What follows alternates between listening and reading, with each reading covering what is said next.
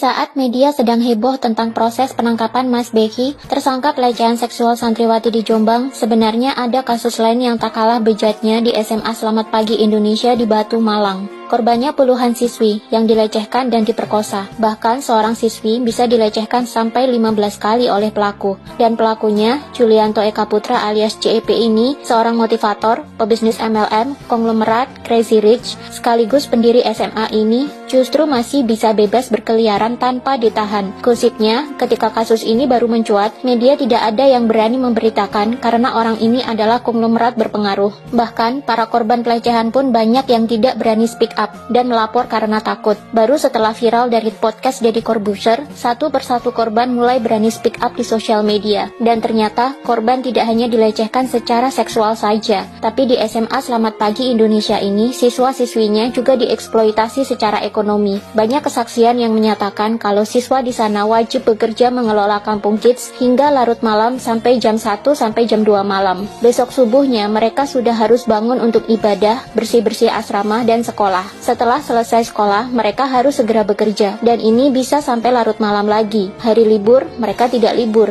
tapi bekerja dari pagi sampai larut malam untuk melayani tamu-tamu yang datang. Ini belum termasuk dengan eksploitasi kisah-kisah malang mereka yang sering digunakan para downline JEP untuk menarik simpati calon distributor baru supaya closing dan menambah member MLM-nya. Ya, sekolah ini memang dibuat untuk menyekolahkan anak-anak yatim dan anak tidak mampu secara gratis. Tapi di kenyataannya, kisah malang mereka kerap dieksploitasi untuk menarik simpati member MLM baru. Dan sampai saat ini, JEP belum ditangkap. Padahal sudah berstatus sebagai terdakwa dengan tuntutan penjara 5-15 tahun. Jumlah yang cukup untuk menahan terdakwa. Konon, tidak ada yang berani menangkap terdakwa karena dia ini konglomerat dan orang yang berpengaruh dari Surabaya. Apakah hukum di negara kita memang begini? Kalau kasus Heri Irawan saja langsung ditahan, kenapa kasus JEP ini tidak? Apakah karena JEP ini orang kaya raya? Jadi penegak hukum kita takut dengan orang kaya raya? Kasihan dong para korban. Mereka hanya anak miskin yang tidak bisa melawan kekuasaan seorang konglomerat.